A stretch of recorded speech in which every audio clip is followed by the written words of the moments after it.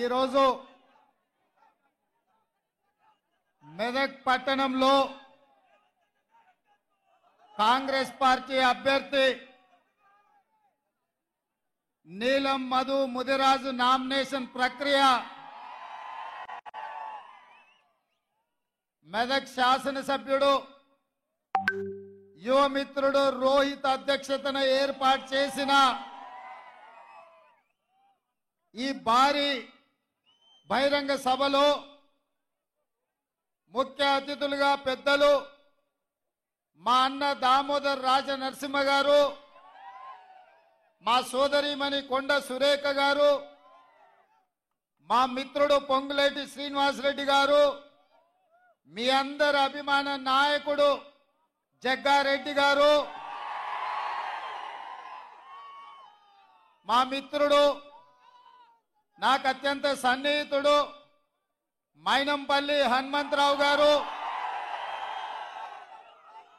దుబ్బాక నుంచి చెరుకు శ్రీనివాసరెడ్డి గారు, నర్సాపూర్ నుంచి ఆవుల రాజిరెడ్డి మదన్ రెడ్డి గారు, గజ్వెల్ నుంచి నర్సారెడ్డి గారు, అదేవిధంగా ఈరోజు అదేవిధంగా పటాన్ చెరువు నుంచి కాట శ్రీనివాస్ గౌడ్ గారు,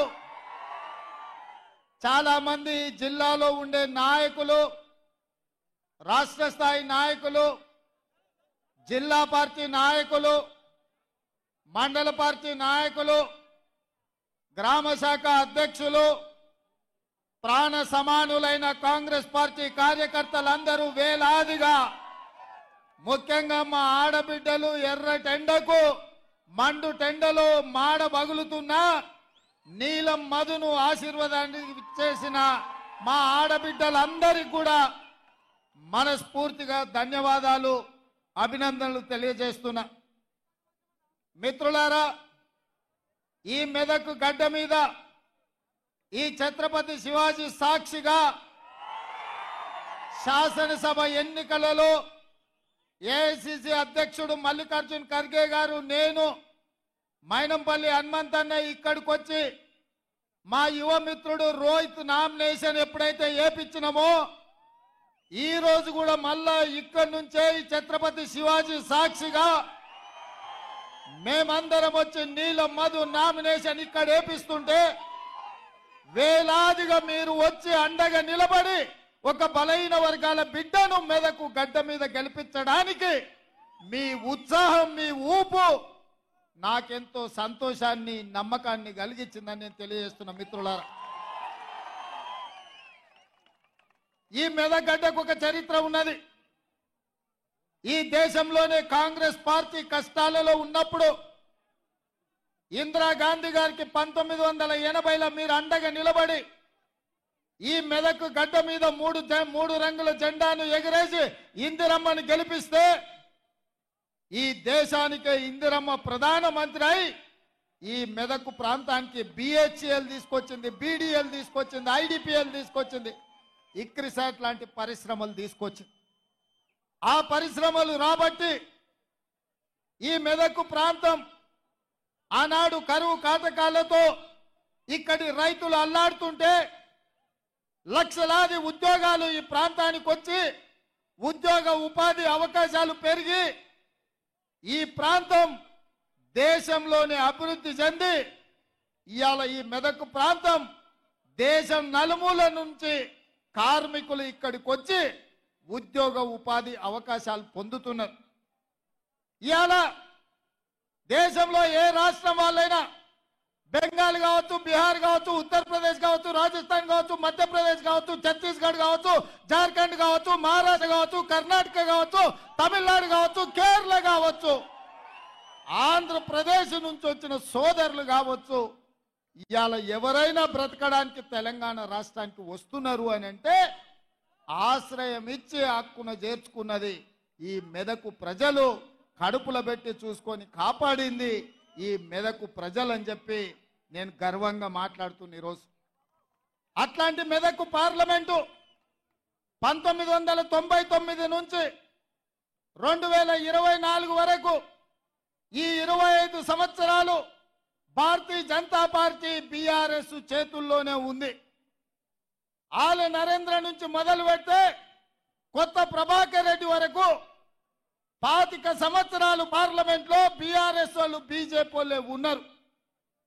నేను ఇవాళ ఈ జిల్లాలో ఉండే యువకులను, రైతులను, నిరుద్యోగ యువకులను నేను అడుగుతున్నా, మిత్రులారా, ఆనాడు ఇందిరమ్మ తెచ్చిన పరిశ్రమలు తప్ప బిహెచ్ఎల్ కావచ్చు, బీడీఎల్ కావచ్చు, డైనమైట్ ఫ్యాక్టరీ కావచ్చు, ఈక్రిసాట్ కావచ్చు, ఈ ప్రాంతంలో వచ్చిన వేలాది పరిశ్రమలు ఆనాడు ఇందిరమ్మ తెచ్చినవే కదా. 10 ఏళ్ళు ఈ ప్రాంతంలో ముఖ్యమంత్రిగా ఉన్న చంద్రశేఖరరావు ఆర్థిక మంత్రిగా, ఆరోగ్య శాఖ మంత్రిగా, వివిధ శాఖల మంత్రులుగా ఉన్న ఆయన అల్లుడు హరీష్ రావు గారి మెదక్ ప్రాంతానికి ఏమన్నా తీసుకొచ్చిందా అని నేను అడుగుతున్నా. నేను ఇవాళ అడుగుతున్నా, 2014 నుంచి 24 వరకు ముఖ్యమంత్రిగా, మంత్రులుగా, కొత్త ప్రభాకర్ రెడ్డి పార్లమెంట్ సభ్యుడుగా ఈ ప్రాంతానికి ఏమైనా పరిశ్రమలు తెచ్చిండ్రా? ఈ మెదకు ప్రజలు ఏమన్నా బాగుపడ్డారా అని నేను అడుగుతున్నా. మరి ఇవాళ మళ్ళీ సిగ్గు లేకుండా బీజేపీ వాళ్ళు, బీఆర్ఎస్ వాళ్ళు వచ్చి మాకు ఓట్లు వేయండి, మేము ఎలగబెడతాం, మీ ఆకిలు అలుకుతాం, మీకు ముగ్గులేస్తాం, మీ ఇల్లు చక్కదిద్దుతామని అబద్ధాల మాటలతో బయలుదేరి నేను అడుగుతున్న మెదకు పార్లమెంట్ సభ్యుణ్ణి, మెదకు బీజేపీ నుంచి నిలబడుతున్నా రఘునందన్ రావు నేను అడుగుతున్నా, దుబ్బాకలో నువ్వు చెప్పినావు కదా ఎమ్మెల్యేగా గెలిపిస్తే నరేంద్ర మోడీతో కొట్లాడి 1000 కోట్ల రూపాయలు తీసుకొచ్చి దుబ్బాకను అభివృద్ధి చేస్తాను కదా. మేమందరం దుబ్బాకకు బస్సులు వేసుకొని వస్తాం, నువ్వు తెచ్చిన నిధులేందో, నరేంద్ర మోడీ ఇచ్చిన పరిశ్రమలేందో దుబ్బాకలో నాకు చూపించమని నేను అడుగుతున్నా. ఇవాళ ఎమ్మెల్యేగా దుబ్బాకలో అక్కడి ప్రజల్ని, అక్కడి రైతులను వంచిస్తే ఆ ప్రాంత ప్రజలు తిరస్కరించిన రఘునందన్ రావు మళ్ళీ రంగు మార్చి మెదకు పార్లమెంట్లో ఓట్లేయమని అడుగుతున్నాడు. నేను అడుగుతున్న, రఘునందన్ రావుకు ఓటేసి ఒకవేళ ఎంపీ అయితే నరేంద్ర మోడీ ప్రధానమంత్రి కాకుండా చంద్రమండలానికి ఏమైనా రాజు అవుతాడా? ఈ 10 ఏళ్ళు నరేంద్ర మోడీ ప్రధానమంత్రిగా ఉన్నాడు కదా, ఈ మెదకు ప్రాంతానికి ఒక్క పరిశ్రమ అయినా ఇచ్చిండా అని చెప్పి నేను బీజేపీ నాయకులను అడుగుతున్నా. నేను సూటిగా సవాలు విసురుతున్నా. ఇవాళ బీజేపీ బీఆర్ఎస్ వాళ్ళకు మా మిత్రుడు చెప్తున్నాడు, పద్మశాలీల మీద జిఎస్టీ తీసుకొచ్చి ఇవాళ చేనేత పరిశ్రమను కుప్పగూల్చిండు, చిన్న పరిశ్రమలు అన్ని కూడా మూతపడ్డాయని చెప్పి ఇక్కడ ఒక నిరుద్యోగ యువకుడు చెప్తున్నాడు. నేను అడుగుతున్నా, నరేంద్ర మోడీ ప్రధానమంత్రిగా 10 ఏళ్ళు ఉన్నాడు, ఈ కల్వకుంట్ల చంద్రశేఖరరావు రాష్ట్ర ముఖ్యమంత్రిగా 10 ఏళ్ళు ఉన్నాడు, ఈ తన్నీరు హరీష్ రావు 10 ఏళ్ళు రాష్ట్ర మంత్రిగా ఉన్నాడు. 10 ఏళ్ళు అధికారం వెలగబెట్టిన వీళ్ళు ఈ మెదకు పార్లమెంటు నియోజకవర్గంలో తెచ్చిన పరిశ్రమలన్నీ, ఇచ్చిన ఉద్యోగాలెన్నో లెక్క చెప్పిన తర్వాత మీరు ఓట్లు అడగాలని చెప్పి నేను సవాలు విసురుతున్నా. అందుకే మిత్రులారా, వారిని చూసిండ్రు, వీరిని చూసిండ్రు, జెండా మార్చిన, ఎజెండాలు మార్చిన వీళ్ళిద్దరు తోడు దొంగలే, గూడు పుటానే. అయితే వాడు కాకపోతే వీడు ఈ మెదకును బట్టి పీడిస్తున్నారు తప్ప ఇందిరమ్మ కాలంలో తెచ్చిన పరిశ్రమలు ఇవాళ లక్షలాది మందికి ఉద్యోగ ఉపాధి అవకాశాలు వచ్చినాయి తప్ప ఇవాళ వాళ్ళ వల్ల అయ్యిందేం లేదు. నేను గుర్తు చేయదలుచుకున్న ఈ ప్రాంత ప్రజలకు, ఆనాడు పంజాబ్ తీవ్రవాదుల చేతుల్లో తుపాకీ తూటాలకు బలయ్యి చివరి రక్త పట్టు వరకు దారబోసి నేల కొరిగిన ఇందిరమ్మ నేల కొరిగినాడు ఈ మెదకు పార్లమెంటు సభ్యురాలుగానే చివరి శ్వాస వదిలినరు. ఈ సంగతి మరవద్దు మెదకు బిడ్డలు. ఆనాడు మీ రక్తాన్ని చెమటగా మార్చి ఈ 3 రంగుల జెండాను మీ భుజాల మీద మోసి ఇందిరమ్మను పల్లకీలో పార్లమెంటుకు పంపించింది కాబట్టి ఇందిరమ్మ ఈ దేశానికి ప్రధానమంత్రి అయింది. మెదకు జిల్లాకు వేలాది పరిశ్రమలు వచ్చినాయి, లక్షలాది ఉద్యోగాలు వచ్చినాయి, ఈ ప్రాంతం అభివృద్ధి పదం వైపు నడిచింది. కానీ నరేంద్ర మోడీ ప్రధానమంత్రిగా, కల్వకుంట్ల చంద్రశేఖరరావు ముఖ్యమంత్రిగా మనకు ఏకాన ఇచ్చింది లేదు, ఈ ప్రాంతాన్ని అభివృద్ధి చేసింది లేదు. అందుకే మిత్రులారా, ఇవాళ చంద్రశేఖరరావు పని అయిపోయింది, ఆయన లేవలేకుండా పడ్డాడు. కార్యము కార్ఖానకు పోయింది, ఇక తూకాణం బంద్ అయింది. తుక్కు కింద దాన్ని తూకం పెట్టి అమ్మాల్సిందే. ఇవాళ గజ్వేల్ ఫామ్ హౌస్ ముందర ఒక పిల్లగాడు తిరుగుతున్నాడు, నేను చూసిన. వాడు ఒకటే స్లోగన్ ఎత్తుకున్నాడు, పాత సామాన్లు కొంటాం, పాత సామాన్లు కొంటామని. నేను ఎవరినో పంపించి అడిగిన, ఏంద్రవాడ అనే తిరుగుతుండంటే, కారు షెడ్డుకు పోయింది కదా, ఖరాబ్ అయింది కదా, ఇక తూకం కింద పాత సామాన్ల కింద ఆ కారు కొనుక్కుంటే ఆ గిల్లలు పయ్యలు పిల్లలు ఆడుకోనికి వనుకొస్తాయని అంటున్నాడు. అందుకే ఇవాళ కేసీఆర్ నౌకరి పోయి నడుము ఇరిగి పార్టీ ఓడి ఏం చెప్పాలో తెలియక పిట్టల ద్వారా ఇంట్లో కూర్చొని పిలిపించుకొని భజన సంఘం ముందల ఇవాళ కాంగ్రెస్ పార్టీ అయిపోయింది అంటుండు. ఎట్లా అయిపోతుంది బిడ్డ? అదేమన్నా ఫుల్ పార్టీలా? పోయంగానే 12 పెగ్గులు పోగానే కాంగ్రెస్ ఖాళీ అవుతుంది, 20 మంది టచ్లు అంటుండు. ఎట్లయితుంది? అదేమన్నా 2 లీటర్ల ఫుల్ బాటిల్ అనుకుంటున్నా? 20 పెగ్గులు వేస్తే ఖాళీగానికే. ఈడ కాపలా ఉన్నదేవాడు బిడ్డ, ఎవడో తెలుసా? ఈడ వస్తావా? రా బిడ్డ, టచ్ చేసి చూడు. హైటెన్షన్ వైరికిన కాకి తగులితే ఎట్లయితుందో, కాంగ్రెస్ మీద చెయ్యి పెడితే మాడి మసైపోతావు బిడ్డ. నీ తాతలు ముత్తాతలు గుర్తు రావాలి కాంగ్రెస్ టచ్ చేస్తే. నువ్వు అనుకుంటున్నావేమో నేను జైపాల్ రెడ్డి జానారెడ్డిని కాదు బిడ్డ, మర్యాదగా ఉండనికే. బట్టలు 10 రోడ్డు మీద ఉరికించి కొట్టిస్తా బిడ్డ మా కాంగ్రెస్ పార్టీ కార్యకర్తలతోటి. ప్రజలు ఎన్నుకున్న ప్రభుత్వం, ప్రజా తీర్పిచ్చిన ప్రభుత్వం, ప్రజల మన్నన పొందిన ప్రభుత్వం, 100 రోజుల్లో 6 గ్యారంటీలలో 5 గ్యారంటీలు అమలు చేసిన ప్రభుత్వం. మా ప్రభుత్వాన్ని పడగొడతారా నువ్వు మోడీ కలిసి? నువ్వు మోడీ చీకట్లో మాట్లాడుకుంటే అయిపోయింది అనుకుంటున్నావా? రా బిడ్డ రా, మోడేస్తాడో మోడీ తాతను తెచ్చుకుంటావు, నీ ఎంబడి ఎవడొస్తాడో రాండి. ఏసాలు వేస్తున్నట్టున్నావు నువ్వు. ఆడబిడ్డలకు ఆర్టీసీలో ఉచితంగా బస్సు ప్రయాణం కల్పిస్తే ఈ 120 రోజుల్లో 35 కోట్ల మంది మా ఆడబిడ్డలు అమ్మగారింటికి పోయిరు, అత్తగారింటికి పోయిరు, సుట్టపోళ్ళింటికి పోయిరు. 7 పాయల జాతరకు కూడా మా ఆడబిడ్డలు పోయొచ్చారు. మేడారం సమ్మక్క సారలమ్మ జాతరకు పోయిరు. మా ఆడబిడ్డలు ఇవాళ ఆర్టీసీ బస్సుల్లో ఉచిత ప్రయాణం చేస్తే వాళ్ళ కళ్ళల్లో ఆనందం చూసి ఓర్వలేక కళ్ళల్లో జీడి పోసుకుంటుండే కేసీఆర్. ఈ ప్రభుత్వాన్ని వడగొడితే ఆడబిడ్డలకు ఆర్టీసీ బస్సు ఉచిత ప్రయాణం రద్దవుతుందని మా ఆడబిడ్డలకు వ్యతిరేకంగా కుట్ర చేస్తున్నాడు. మా ఆడబిడ్డలు చూసుకుంటా ఊరుకుంటారా నువ్వు చేసే పనులు? అదేవిధంగా దవాఖానకు పోతే బిల్లులు కట్టలేక ఆస్తులమ్మి ఆలి మీద ఉన్న తాళి కూడా తెగ నమ్ముకునే పరిస్థితి ఉండి రాజీవ్ ఆరోగ్యశ్రీని దెబ్బతీస్తే ఇందిరమ్మ రాజ్యం వచ్చినప్పుడే ప్రజాపాలనలో 10 లక్షల రూపాయలు పేదవాడి వైద్యానికి ఉచితంగా అందించి ఇవాళ పేదల్ని కాపాడుకొని హక్కున పెట్టి చూసుకుంటున్న ప్రజాపాలన ఇవాళ అంతం కావాలని కుట్ర చేస్తే ఈ పేదలకు వైద్యం అందించేటోడెవడు? పేదల ఆరోగ్యానికి 10 లక్షల రూపాయలు ఇచ్చేటోడెవడు? వైద్య ఆరోగ్య శాఖ మంత్రిగా మా పెద్దలు దామోదర రాజ నరసింహ గారు ఈరోజు కోట్లాది మంది పేదలకు రాజీవ్ ఆరోగ్యశ్రీ పథకాన్ని అమలు చేసి ఈరోజు పేదలకు వైద్యాన్ని అందిస్తున్నాడు. అదేవిధంగా మిత్రులారా, కట్టెల పొయ్యితోని కష్టాలు పడుతున్న మా ఆడబిడ్డలు ఊర్లలో మా కొత్తగా వచ్చిన కోడళ్ళకు తెలియకపోవచ్చు కానీ వాళ్ళ అత్తలను అడగాలి. వెనకటికి కట్టెల పొయ్యి ఎంత కష్టమవుతుండే, సగం దినం కట్టెలేరకరానికనే పోయే పరిస్థితి ఉండే.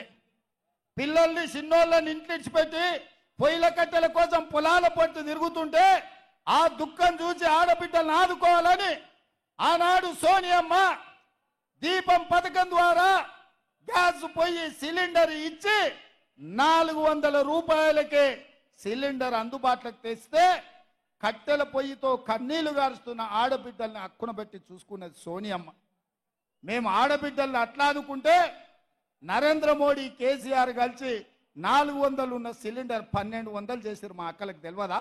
ఇక్కడ మా అక్కలంతా వచ్చారు కదా, అందుకే వాళ్ళ కష్టాలు చూసి 1200 కాదు, ఆడబిడ్డల సొమ్ము దోసుకున్నాడు బాగుపడాడు. అందుకే పేదింటి ఆడబిడ్డలకు ప్రతి ఇంటికి 500 రూపాయలకే సిలిండర్ ఇచ్చి ఆడబిడ్డలను ఆదుకొని ఇవాళ ప్రతి పేద ఆడబిడ్డ కళ్ళల్లో ఆనందం మేము చూస్తుంటే వీళ్ళ కడుపు కసిమసి అవుతున్నది. కేసీఆర్ కడుపు, నరేంద్ర మోడీ కడుపు. ఈ ఆడబిడ్డలకు 500కే సిలిండర్ ఇస్తే మా మాట ఎందుకు వింటారు? ఆ సిలిండర్ గుంజుకోవాలంటే కాంగ్రెస్ను ఓడగొట్టాలని ఇలా కుట్ర జరుగుతుంది మిత్రులారా. ఇదే కాదు మిత్రులారా, వ్యవసాయం ఉన్న వాళ్ళకే ఉచిత కరెంటు, పొలం ఉన్న వాళ్ళకే ఉచితంగా ఇస్తే భూమి లేని మాలాంటి పేదలకు మా ఇంటి కరెంటు బిల్లు తడిసి మోపెడవుతుందని మా పాదయాత్రలో చాలా మంది పేదోళ్ళు వచ్చి చెప్తే మేము ఆలోచన చేసినాం. పార్టీ అనుమతి తీసుకున్నాం. రాహుల్ గాంధీ, సోనియా గాంధీ గారితో మాట్లాడినాం. అందుకే ప్రతి పేదవాడి ఇంటికి 200 యూనిట్లు ఉచితంగా కరెంటు ఇచ్చి 0 బిల్లు ఇవాళ పేదవాడి ఇంటికి తీసుకొచ్చి బిల్లు కట్టాల్సిన పని లేదు, 0 బిల్లు అని చెప్పి ఇవాళ పేదవాళ్ళని ఆదుకున్నాం. ఇవాళ పేదవాళ్ళ ఇంటికి కరెంటు వెలుగుతుంటే పేదవాడి కళ్ళల్లో ఆనందం చూసి ఓర్వలేని కేసీఆర్, నరేంద్ర మోడీ కుట్ర చేసి కాంగ్రెస్ను ఓడగొట్టాలి, కాంగ్రెస్ను ఓడగొడితే ఉచిత కరెంటు ఇంటికిచ్చేది రద్దవుతుందని పన్నాగం చేస్తారు. ఇదే కాదు, ఆనాడు డాక్టర్ వైఎస్ రాజశేఖర రెడ్డి గారు ముఖ్యమంత్రి ఉన్నప్పుడు తండాలలో, గూడాలలో, మారుమూల పల్లెల్లో ప్రతి పేదవాడు సొంత ఇంటి కళ నెరవేరాలని 25 లక్షల ఇందిరమ్మ ఇండ్లు ఇచ్చి పేదవాళ్లను సొంత ఇంటి వాడిని చేసిన చరిత్ర కాంగ్రెస్ పార్టీది. ఆనాడు మంత్రిగా దామోదర రాజనరసింహ గారు, కొండ సురేఖ గారు పేదవాళ్లకు లక్షలాది ఇండ్లు ఇప్పించిన చరిత్ర. కానీ కేసీఆర్ ఏమన్నాడా? కాంగ్రెస్ వాళ్ళు ఇచ్చిన డబ్బా ఇండ్లు వద్దు, డబల్ బెడ్రూమ్ ఇండ్లు ముద్దన్నాడు. నేను అడుగుతున్న సోయిలేని సన్నాసిని దద్దమ్మను, ఈ మెదక్ జిల్లాలో ఎన్ని డబల్ బెడ్రూమ్ ఇండ్లు ఇచ్చినవని. అయితే గీతే మీ ఎర్రవల్లిలో కమిషన్లు ఇచ్చిన వాళ్ళకి ఇచ్చినావు. నిన్నగాక మన ఎర్రవల్లి ఫామ్ హౌస్ ముందల నీ ఈపులు పక్కున వలుగుతాయి బిడ్డ, మాకు ఇండ్లు ఇస్తామన్నావు, ఎందుకు ఇవ్వలేదని మొన్ననే చాలా మంది పోయి ఫామ్ హౌస్ ముందల గేటు ముందల కేసీఆర్ ఈపులు విమానం మొత్తం అవుతాయని అక్కడికే పోయారు. మరి ఇవాళ నేను అడుగుతున్నా, మా రెవెన్యూ మంత్రి, మా హౌసింగ్ శాఖ మంత్రి పొంగులేటి శ్రీనివాసరెడ్డి గారి నేతృత్వంలో ప్రతి నియోజకవర్గానికి 3,500 ఇండ్లు, రాష్ట్రంలో 4,50,000 ఇండ్లు, 22,500 కోట్ల రూపాయలతో పేదవాడికి ప్రతి ఇంటికి 5 లక్షల రూపాయలు ఉచితంగా ఇచ్చి మీ ఆత్మ గౌరవం నిలబెట్టడానికి మనం పథకం ప్రారంభించుకుంటే, పేదోడికి సొంతిల్లు వస్తే వాని ఇంటి ముందర కాలు మీద కాలేసుకొని కుర్చీలో కూర్చుంటాడని కక్ష కట్టి కాంగ్రెస్ను ఓడగొట్టి ఆ ఇచ్చే ఇండ్లు రద్దు చేయాలని ఢిల్లీలో ఉండే మోడీ, గజ్వేల్లో ఉండే కేడీ కలిసి కుట్ర చేస్తున్న మాట ఇక్కడున్న యువకులకు నేను చెప్పదలుచుకున్నా. అందుకే మిత్రులారా, ఇక అవన్నీ చేసినాం. ఆర్టీసీ బస్సులో ఉచిత ప్రయాణం ఇచ్చినాం, రాజీవ్ ఆరోగ్యశ్రీ పథకాన్ని అమలు చేసినాం, గ్యాస్ సిలిండర్ 500కి ఇచ్చినాం, 200 యూనిట్లు ఉచిత కరెంట్ ఇచ్చినాం, ఇందిరమ్మ ఇండ్లు ఇచ్చినాం. నిన్నగాక మొన్న మామ అల్లుళ్ళు ఇద్దరు తయారైన రైతు రుణ మాఫీ ఎప్పుడు చేస్తామని నేను ఈ వేదిక మీద నుంచి తెలంగాణ రాష్ట్ర రైతాంగానికి మెదకు చర్చి సాక్షిగా, ఏడుపాయల దుర్గమ్మ సాక్షిగా నేను మాట ఇస్తున్నా. 15 ఆగస్టు లోపల ప్రతి రైతుకు 2 లక్షల రూపాయల లోపల రుణమాఫీ చేసే బాధ్యత మాది, మా ప్రభుత్వాన్ని. నాది మాట. నేను మాట ఇస్తున్న మిత్రులారా, తెలంగాణ రైతాంగానికి ఏడుపాయల దుర్గమ్మ సాక్షిగా నేను మాట ఇస్తున్నా. 15 ఆగస్టు లోపల మీ 2 లక్షల రుణమాఫీ చేసే బాధ్యత నాది.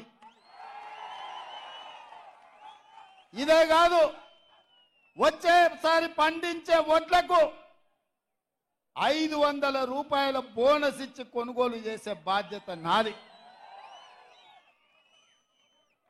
100 రోజుల్లో ఇచ్చిన 6 పథకాలలో 5 పథకాలు అమలు చేసి 100వ రోజు ఎన్నికల కోడ్ వచ్చి ఎన్నికల క్షేత్రంలో మేముంటే వెనుకంగా కాళ్ళ కట్టెబెట్టాలని కేసీఆర్ ఆయన అల్లుడు బయలుదేరి. నేను ఆయన చెప్పిన, దూలం లెక్క పెరిగితే సరిపోదు, దూడకున్న బుద్ధన ఉండాలి హరీష్ రావు. నీకు 10 ఏళ్ళు గాడిద లెక్క నువ్వు నీ మామ ముఖ్యమంత్రి మంత్రిగా ఉన్నారు. డబుల్ బెడ్రూమ్ ఇల్లు ఇయ్యలే, ఇంటికో ఉద్యోగం ఇయ్యలే, దళితుల 3 ఎకరాల భూమి ఇయ్యలే, ఫీజు రియంబర్స్మెంట్ చేయలే, గిరిజనులకు రిజర్వేషన్లు ఇయ్యలే, పోడు భూముల పట్టాలు ఇయ్యలే. మా మిత్రుడు చెప్తున్నాడు. మాదిగల ఏబిసిడి వర్గీకరణ చేయలే, ముదిరాజులను బీసీ-డి నుంచి ఏ గ్రూపులకు బదలాయింపు చేయలే. సన్నాసుడా, 10 ఏళ్ళు నువ్వు ప్రభుత్వంలో ఉండి పన్లిగిల పెట్టి ఇవాళ వచ్చి 100 రోజుల్లో మేము ఇన్ని చేస్తే అప్పుడే దిగిపో అని అంటున్నావు. ఏం అల్లా తప్పగా వచ్చినాం అనుకుంటున్నావా? అడుక్కుంటూ వచ్చినాం అనుకుంటున్నావా? అయ్య పేరో మామ పేరో చెప్పి కుర్చీలో కూర్చున్నాం అనుకుంటున్నావా? బిడ్డ, నీలాకటోళ్ళం తొక్కుకుట్ట ఇక్కడికి వచ్చినాం. 10 ఏళ్ళు ఇక్కడనే ఉంటాం. ఎవడొస్తాడో, నువ్వు వస్తాడో, నీ మామ వస్తాడో, నీ బామ్మార్ది వస్తాడో, వాళ్ళని పుట్టించిన అయ్యొస్తాడో ఎవడొస్తాడో రాండి బిడ్డ, పండబెట్టి తొక్కకపోతే చూస్తాం. 10 ఏళ్ళు ఇందిరమ్మ రాజ్యం ఉంటుంది, ప్రజాపాలన జరుగుద్ది, ప్రజల కష్టాలన్నీ తీర్చే బాధ్యత కాంగ్రెస్ పార్టీ తీసుకుంటుందని చెప్పి నేను ఈ సందర్భంగా తెలియజేస్తున్నా. అందుకే మిత్రులారా, నరేంద్ర మోడీ ప్రతి సంవత్సరం 2 కోట్ల ఉద్యోగాలు, 10 ఏళ్లలో 20 కోట్ల ఉద్యోగాలు ఇస్తానే ఒక్క ఉద్యోగం ఇవ్వకుండా ప్రజల్ని మోసం చేసినందుకు బండకేసి మోడీ ప్రభుత్వాన్ని కొట్టాలి అని చెప్పి నేను ఇక్కడ ఉన్న మా మిత్రులకు చెప్తున్నా. రైతుల ఆదాయాన్ని 2 చేస్తామని ఢిల్లీ సరిహద్దులో వందలాది మంది రైతులను కాల్చి చంపిన చరిత్ర భారతీయ జనతా పార్టీది. రైతులను చంపిన బీజేపీ ప్రభుత్వాన్ని బొందబెట్టాలి అని చెప్పి తెలంగాణ రైతాంగానికి నేను విజ్ఞప్తి చేస్తున్నా. ప్రతి పేదవాడికి సొంతింటి కళ నెరవేర్తాం 2022 లోపల అని చెప్పిండు. ఏ పేదవాడికి ఇల్లు ఇవ్వలేదు. అందుకే మోడీ ప్రభుత్వాన్ని, బీజేపీని గద్దె దించాలి అని చెప్పి నేను ఈ సందర్భంగా తెలియజేస్తున్నా.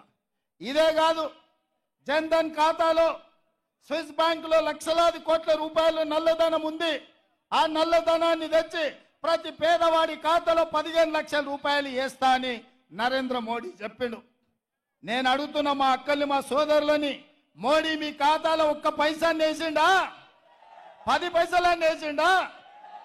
ఏ కాన కూడా మన ఖాతాలో అని మోడీ గారు 10 ఏళ్ల తర్వాత వచ్చి మళ్ళా పార్లమెంటు ఓటు అడుగుతున్నాడు అంటే మోడీ ఎన్నిసార్లైనా మనల్ని మోసం చేయొచ్చు అని అనుకుంటున్నాడు.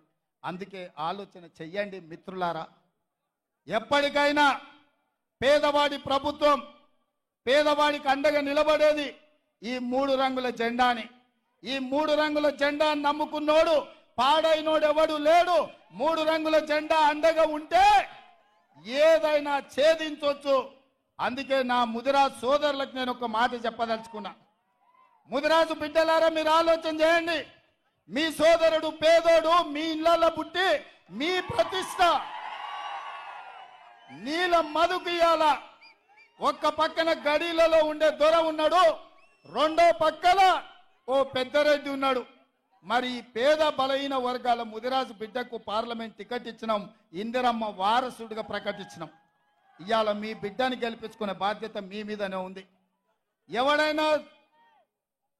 ఎవడైనా తులమిచ్చిండనో, వనమిచ్చిండనో, ఆపిచ్చిండనో, ఫుల్ ఇచ్చిండనో ఏదన్నా నమ్మితరంటే బీఆర్ఎస్ అభ్యర్థి ఎవడో మీకు తెలుసా?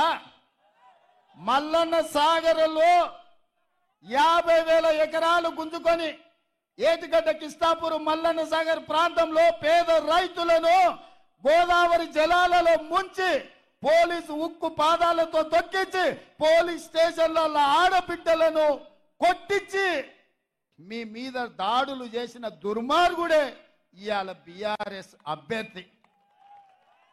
మీరు కావాలంటే మల్లన్న సాగర్, రంగనాయక సాగర్, కొండపోచమ్మలో మునిగిపోయిన రైతుల దగ్గరికి వెళ్ళండి, అడగండి. ఈ దుర్మార్గుడు వెంకట్రామరెడ్డి ఎవడు కలెక్టర్ గా ఉండి ఇక్కడ రైతుల భూములు గుంజుకున్నోడు కాదా? వందలాది రైతుల కుటుంబాల మీద కేసులు పెట్టినోడు కాదా? మల్లన్న సాగర్ మా భూములు ఇయ్యము అని అంటే పోలీసులను పెట్టి ఆడబిడ్డలను పరిగెత్తించి కొట్టినోడు ఈ వెంకట్రామరెడ్డి కాదా? ఏ ఊరోడు, ఎక్కడోడు, ఎక్కడికి వచ్చిండు, ఇక్కడ ఎంపీ కావాలనుకుంటుండో ఆలోచన చేయండి. ఎందుకు ఇచ్చిండు కేసీఆర్? నమ్మిన బంటు కాసిం రిజ్వీ నిజాంకి ఎట్లయితే గులాంగిరి చేసిండో ఫామ్ హౌస్ల గులాంగిరి చేస్తాడు, కాసిం రిజ్వాయర్ల తెలంగాణ ప్రజల మీద ఎట్లా దాడులు చేపించిండో, మల్లన్న సాగర్లో 14 గ్రామాలను పొట్టన పెట్టుకున్న వెంకట్రామరెడ్డిని ఇవాళ బీఆర్ఎస్ వాడు అభ్యర్థిగా పెట్టిండు. నేను అడుగుతున్నా, పెద్దలు మదన్ రెడ్డి లాంటి వాళ్ళు కేసీఆర్కు పువ్వ లేనప్పుడు బుక్కెడు పువ్వ పెట్టినోడు మదన్ రెడ్డి లాంటి వాళ్ళకి టికెట్ ఇవ్వకుండా వేల కోట్ల రూపాయలు కొల్లగొట్టిన వెంకట్రామరెడ్డికి టికెట్ ఇచ్చిండంటే కేసీఆర్ నీతి ఏందో జాతి ఏందో మీరు ఒక్కసారి ఆలోచన చెయ్యండి మిత్రులారా. అందుకే మిత్రులారా, మోడీని చూసినాం ఢిల్లీలో, గల్లీలో కేడీని చూసినాం. వీళ్ళిద్దరు తోడు దొంగలే గూడు పుటానే. మొన్న డిసెంబర్లో కేడీని బొందబెట్టిండ్రు, ఇక వంతు మోడీకి వచ్చింది. ఒక్కని కాదు, ఇద్దరు తోడు దొంగల్ని తుదముట్టించే వరకు ఓడిస్తేనే ఈ ప్రాంత తెలంగాణకు న్యాయం జరుగుద్ది, మిమ్మల్ని ఆదుకునే బాధ్యత ప్రభుత్వం తీసుకుంటుంది. అందుకే మిత్రులారా, ఇంకా 4.5 ఏళ్ళు ప్రభుత్వం ఉన్నది, కాంగ్రెస్ ఉంటది. ఆ తర్వాత మళ్ళొక్కసారి ప్రజల ఆశీర్వాదంతో ఇంకో 5 ఏళ్ళు, మొత్తం 10 ఏళ్ళు అధికారంలో ఉంటాం. మీ సమస్యల్ని పరిష్కరించే బాధ్యత మాది. మీకు ఇందిరమ్మ ఇల్లు ఇచ్చే బాధ్యత మాది, బస్సు ఉచిత ప్రయాణం ఇచ్చే బాధ్యత, ఆరోగ్యశ్రీ పథకం అమలు చేసే బాధ్యత మాది, మీ ఇంటికి ఉచిత కరెంట్ ఇచ్చే బాధ్యత మాది, 2 లక్షల రూపాయల రైతు రుణమాఫీ చేసే బాధ్యత మాది, 500 రూపాయలు బోనస్ ఇచ్చి మీరు పండించిన పంటను కొనే బాధ్యత మాది. ఇన్ని పనులు చేయాలనుకుంటున్న మేము మిమ్మల్ని వజ్రాలు వైదూర్యాలు అడుగుతలేం, మణులు మాణిక్యాలు అడుగుతలేం, మీ విలువైన సారవంతమైన భూములు అడుగుతలేం. ఏమడుగుతున్నా మిత్రులారా, మిమ్మల్ని ఏమడుగుతున్నా మిత్రులారా, ఎంతో మంది ఎన్నో సార్లు ఎవరెవరికో వేసారు. 20 ఏళ్ళు బీఆర్ఎస్ వానికి బీజేపీ వానికి వేసారు. ఈ ఒక్కసారి బలహీన వర్గాల బిడ్డ